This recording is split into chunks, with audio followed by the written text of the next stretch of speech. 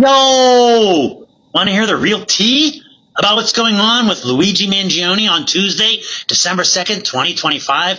So picture this: Manhattan Supreme Court, day 2 of the Luigi Mangione suppression hearing. And the whole courtroom is basically watching an episode of Law and Order, McDonald's edition. Luigi Mangione is the actual guy accused of shooting United Healthcare CEO Brian Thompson. But in court, he's sitting there like he's watching a documentary about someone else. Super calm, full of big smiles, with his trademark full mouth, 32 teeth and all, taking notes, barely blinking. Meanwhile, a lot of his hardcore fans are worried about his fate, as his entire future hinges on whether what happened inside a Pennsylvania McDonald's counts as a legal search or a giant constitutional oopsies. And who is the star of the day? Altoona police officer Joseph Detweiler, the man who walked into McDonald's expecting to deal with like a parking complaint and instead walked into a viral moment. And then, boom, the arresting officer takes the stand. This guy does not blink. He says the moment Luigi took off his mask at that McDonald's, I knew it was him immediately. Immediately, like spotting your ex at the grocery store. Immediate. And then they roll the body cam footage like it's movie night, the never before released video. And suddenly the whole place is silent. The 911 call that sent him there was the manager, who basically said, someone in the store looks like the dude from the news who shot the CEO. And the dispatcher sends Detweiler and a trainee. Detweiler gets on the radio with the energy of someone responding to a raccoon in a dumpster. On his body-worn camera, which was shown publicly for the first time in a Manhattan courtroom on Tuesday, he responds casually, 10-4, we'll be on that. On the stand, Detweiler told the judge he said that with a semi-sarcastic tone. His supervisor had even joked that he'd buy Detweiler a hoagie if he actually managed to arrest the man suspected of murdering United Healthcare CEO Brian Thompson, whose killing happened more than 200 miles away. Detweiler even texts back, consider it done, like he's in an action movie, except he's not. That lackadaisical attitude flipped fast when he and his partner walked into the McDonald's and spotted the customer. Heavy black jacket, tan beanie, blue surgical mask, unmistakably similar to the figure seen in NYPD's wanted images. Prosecutor Joel Seidman asked Detweiler how he knew he had actually found the suspect. As soon as he pulled down the mask for us, Detweiler replied. This testimony unfolded during a multi-day suppression hearing in the case against Luigi Mangione. Luigi's lawyers argued that Altoona officers effectively detained him without telling him he could leave, and that they rummaged through his backpack without a warrant. Prosecutors say the bag held a notebook with handwritten writings, which they characterize as a confession, along with a 3D printed gun allegedly used in the Brian Thompson's killing. The prosecution, however, insists the officers followed procedure. Detweiler testified that for the entire 23-minute window between first approaching Mangione and actually cuffing him, he never told Mangione he was under arrest, nor that he wasn't free to walk away. He also pointed out he never mentioned the New York shooting during the conversation. At the hearing, Detweiler said he had already seen extensive coverage of Thompson's murder, including the NYPD's surveillance image of the suspect. I watch a lot of Fox News, and I saw a lot of videos and articles on that shooting, he testified.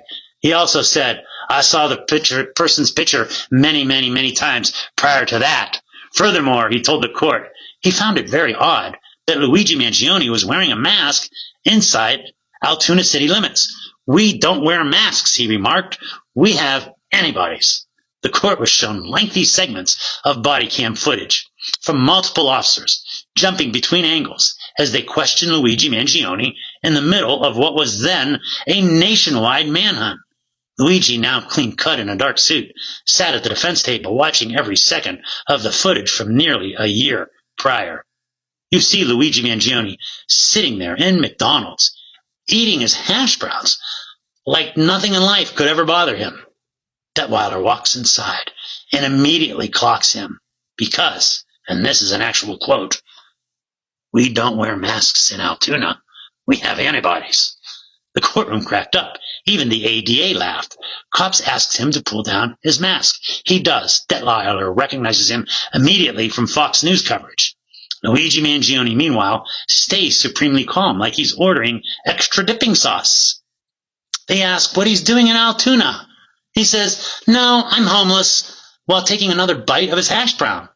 Then he switches stories and says he has not been to New Jersey in a long time. Then he says he's from the DMV area. At this point, our Wonder Boy is just freestyling. During cross-examination, defense attorney Karen Agnifilo argued the repeated questioning amounted to an improper attempt to get him to talk about the New York case. Detweiler said this small talk was deliberate, a tactic to keep things relaxed, while the officers tried to verify the bogus license. When that ID clearly did not check out, and Mangione said, "I clearly shouldn't have had a fake ID," officers immediately arrested him for false identification. The cops asked for ID. He hands over a New Jersey ID under the name Mark Rosario. The ID is fake. Luigi later admits it's fake. And when the officers ask why he lied, he basically shrugs and says, "I clearly shouldn't have." Peak deadpan energy. You see Luigi giving those officers this random ID under the name Mark Rosario, like, "Bro, if you're going to lie, at least pick a name that does not sound like a character in a Telemundo novella." During the pat-down, the cops emptied his pockets, finding loose coins, a length of rope, a jar of peanut butter, and a blue floral bag stuffed with loads of $100 bills and some foreign currency. In the footage, Detweiler texts his supervisor saying Mangione looked nervous as hell and that he was 100% sure they had the right guy. When backup arrives, Detweiler steps outside and calls his lieutenant. You know, the hoagie guy, and says on the phone, "Yes, he's here, Tom. It's him. I'm about 100% sure it's him." Meanwhile, Luigi's still eating. He even upgrades to a steak sandwich, which Detweiler actually says on camera is his favorite. The whole arrest, low-key, feels sponsored by McDonald's breakfast. In the body cam footage, a Christmas song, "I'll Be Home for Christmas," is ironically blasting through the restaurant as they finally cuff him for the fake ID. It's unintentionally the most dramatic soundtrack choice possible. During all this, Detweiler mutes some parts of his body cam. He explained it's normal when officers talk strategy. The defense absolutely pounced on that. So we got McDonald's, hoagie jokes, fake IDs, antibodies humor, and a Christmas soundtrack, and one man whose entire fate might depend on whether this whole fast food themed encounter violated the Constitution. The prosecution is basically telling Judge Cotto, "Look, Your Honor, we didn't arrest some random guy because of a vibe. We recognized him. We confirmed it. We acted properly. And honestly, on day 2, that argument landed. But now here's where it gets juicy. The defense is not out yet. They're pushing 2 huge bombs. They questioned him without reading him his Miranda rights. Translation: anything he said should be thrown in the trash. They searched his backpack without a warrant. Translation: all the evidence found in that backpack, we want it all gone. Poof, delete.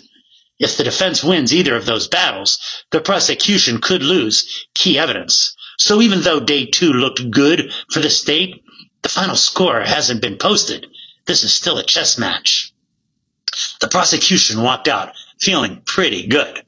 Their witness was clean, confident, and the video backed him up. No flinching, no wobbly moments, nothing. The defense? Still dangerous. Their arguments are alive, sharp, and the judge hasn't ruled yet. So who lost day 2? Honestly, nobody lost. However, the prosecution definitely won the vibe check. And that's where we are right now. Boom, boom, out.